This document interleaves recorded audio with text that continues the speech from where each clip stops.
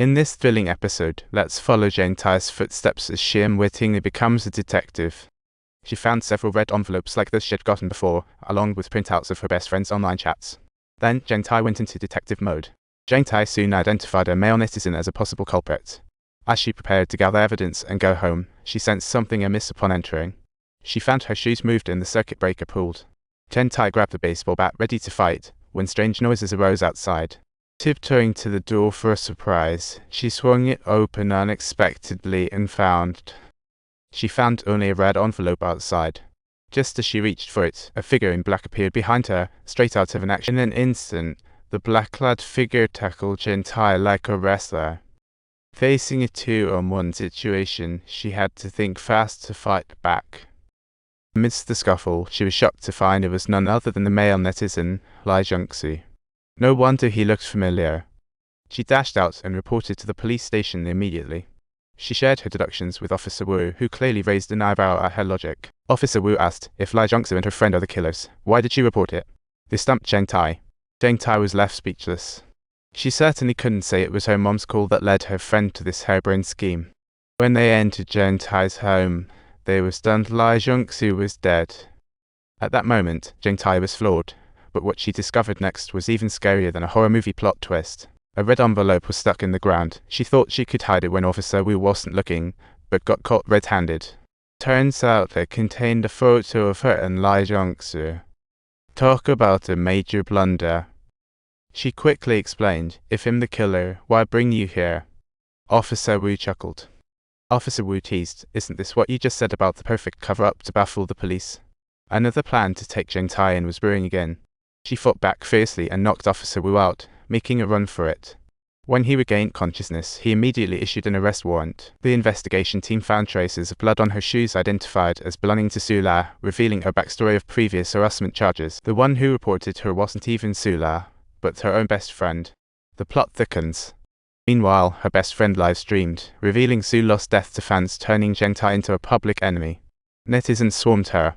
She had no choice but to find proof of her innocence, rushing to Zheng's place that very night. After a meticulous search, she finally found a handwritten address in a trash heap. Looks like she found a glimmer of hope in this intel battle. To her shock, the address turned out to be her mother's home, the memorial site. A crazy coincidence. What's worse, the day after Su La's accident, Zheng Tai got her call from the cemetery. Her mother's grave was vandalized, a total shock. At the time, she was too panicked to care. Now, everything pieces together into a horrifying puzzle. She rushed to the memorial site to retrieve her mother's ashes.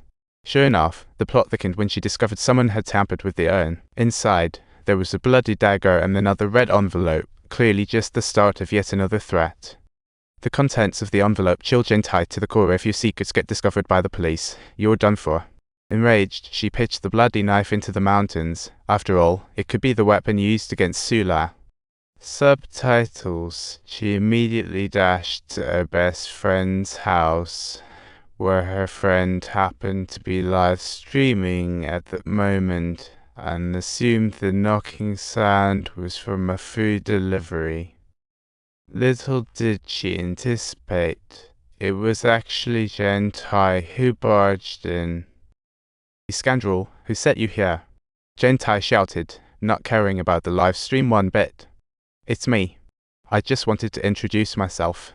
Zheng Tai fumed as she revealed that her friend had been plagued by Zheng for a while. The friend had originally begged Zheng Tai to back off, but ended up introducing Su La to Zheng. Talk about playing with fire. Zheng instantly preferred the more alluring Su La, dropping his friend like a hot potato. Even more unbelievable, she and Su La weren't really friends, just business partners. Su La deliberately had her friend slander her to boost her online fame, and then used that to clear her name. A real mastermind. Her friend naturally profited from this scheme, as Su La split 20% of her cash windfall every time. The red envelopes used in these schemes explained the red letter situation at the friend's house.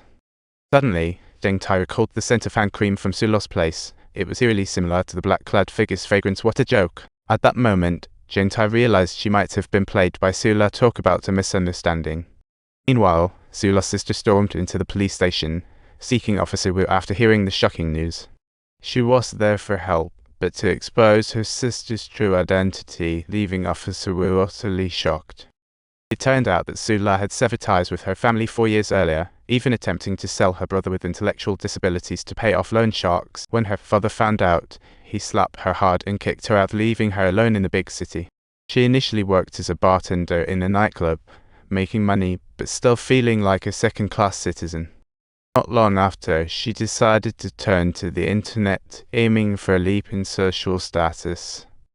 To create her socialite persona, she found luxury items too expensive, drowning in debt, and even contemplating taking her own life.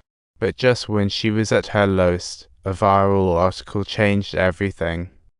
The article recounts someone saving strays, getting donations, and Sula switching to charity. A sudden twist.